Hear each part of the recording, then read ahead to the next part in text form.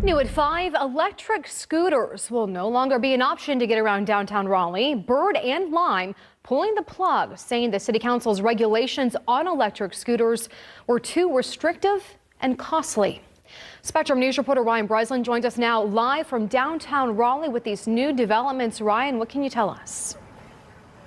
Well, Tara, say so long, Raleigh, for now to the electric scooters. Bird says that they are flying away, and Lime Scooters is following suit in the city of Oaks. But that doesn't mean that the electric rides will be gone forever in Raleigh. The city of Raleigh says that they believe that regulations that were put in place would balance riders' safety as well as those on the sidewalks in a way that was fair for everyone, but respects the decision of Bird and Lime to leave. Lime says they tried to partner in good faith, but Raleigh imposed some of the most erroneous regulations in the country.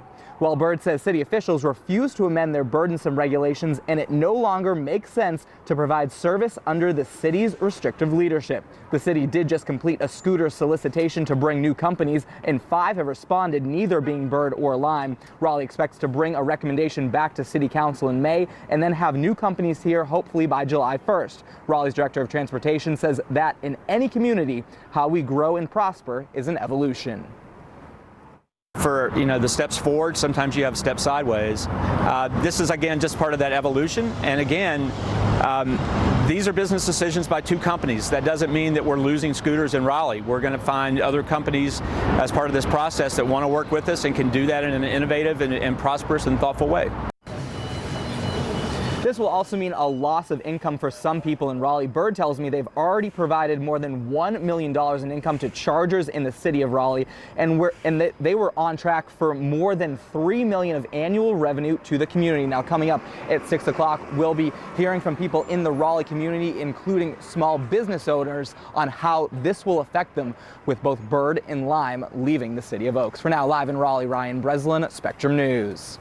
Looking for After a veto override from the Senate yesterday and now an override from the House, the voter ID bill is now law. This isn't a surprising vote out of the General Assembly, as Republicans still hold the supermajority until the end of the year, and they have wanted voter ID implemented in elections. We also know that 55% of North Carolinians who voted in the midterm elections favored the voter ID constitutional amendment, but Democrats have consistently been against voter ID, not only comparing it to the 2013 voter ID law that was eventually struck down as unconstitutional in court in 2016, but they've called it voter suppression and unnecessary because of very few proven cases of voter fraud in elections. Still, Republicans say this new law will help secure elections and made statements pointed at the governor for vetoing the bill. With your veto of this reasonable bill, Governor Cooper, you have betrayed the majority of the hardworking, honest people of North Carolina who put this provision into our Constitution. You should hang your head in shame. You know full well that there has never been any palpable fraud shown in this state in terms of voting. The only reason that you can give is to suppress the vote. We know a lawsuit has already been filed against this law with the Wake County Superior Court, along with a motion for an injunction to halt any implementation of this new law until the case can be heard in court. Now, lawmakers have touted that 36 other states around the country do have some form of voter ID. This would make North Carolina the 37th. For now, at the Legislative Building, Ryan Breslin, Spectrum News. Good evening. Sheriff Keith Stone says now that Lynn Keel is in their custody, a killer is off the streets. Anytime you have a citizen that commits first-degree murder is very surprising, and especially as quiet as he was.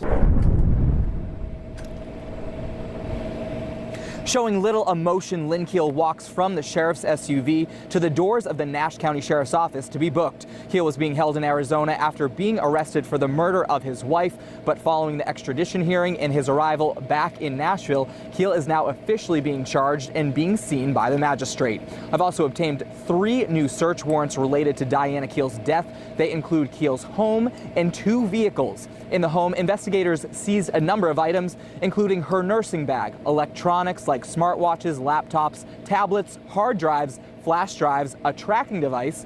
Authorities also swabbed the floor molding and bathtub drain. And there are a number of weapons, 60 guns, 2 swords, and 6 knives that range from machetes to field knives. The sheriff wouldn't elaborate on key evidence in the case or what killed her, though we do know she was stabbed multiple times. Sheriff Stone says there are people this case affects most, Diana and Lynn Keel's children.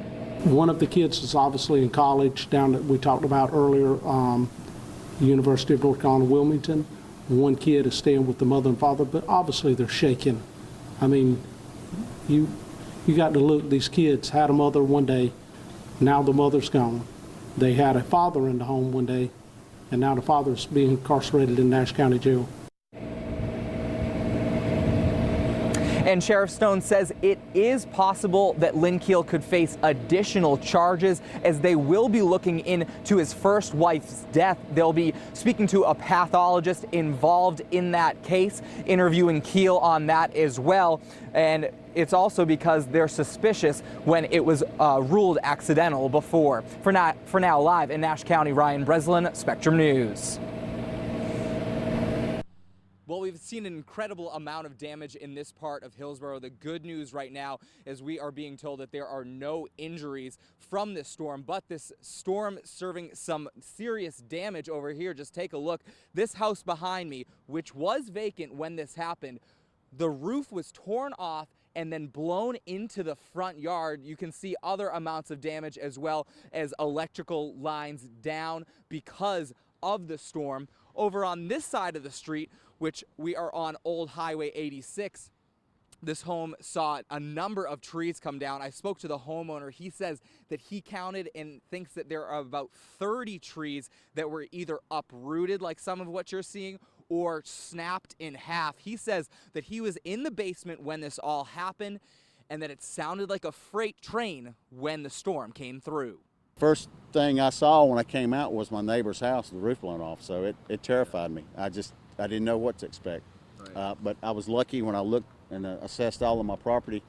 My buildings were fine, other than just a little bit of shingles here blown off. In my house, everything was fine, other than screens blown out and that sort of stuff. But my vehicles were hit. You know, 2 of them were. So I see that one. Yeah. There's another one. Yeah, I have another truck that was hit too. Being in the basement, could you hear? Yeah. You know, what could you hear in terms of like trees falling, or what would it sound like? Couldn't hear the trees falling. None of the damage that was occurring. All you heard was the sound, the freight train sound, the sound of the wind. Very distinct and very strong. Like I say, never heard anything like it. Don't want to hear anything like it again. You know, but it's certainly an eye opener to for me anyway, for when we have warnings for storms like this, to really pay attention to it. Now, Old Highway 86 is back open to the public. The Orange County Sheriff is saying if you're a driver to be careful if you're on it, though, because there's likely nails and shingles. We've seen some of that from the debris from the house that was torn apart from the storm. I also want to show you right here this DOT sign, Greensboro to Raleigh, it being ripped off of its own braces. That about 15 feet away here, you can see that it likely, like the trees, snapped and flew from the storm. For now, in Hillsborough, Ryan Breslin, Spectrum News. Good morning. We're standing by the Ocean Dunes condominiums by Curie Beach. I want to show you some of the damage that we've been seeing. You can take a look at this driveway behind me. It's completely washed out, leaving this huge hole taking up the whole parking lot here. Concrete fallen in, as well as the storm drain broken out. And you can see all the way through under these condos to the ocean. Many pipes and even a bush in between here, manhole covers exposed, all from the storm surge and erosion from this storm. It's just some of the damage that we have been seeing. Now, I spoke to the property manager of this complex. He tells me that they were built around the 80s and they have had problems like this before. He recalls that during Hurricane Fran, they had a similar issue like this. He is warning people, please not to walk under here. He said they had a problem yesterday seeing people walking under this. He says it could be deadly because concrete like this could fall on you if you're walking under that, so he's urging people not to do that. We've spoken to some other locals here. They say besides damage like this, the only other problem they're really experiencing right now is power outages. At last check, Duke Energy still had 25,000 customers affected in New Hanover County with outages. We're going to continue to follow this and bring you more later on. But for now, in New Hanover County, Ryan Breslin, Spectrum News.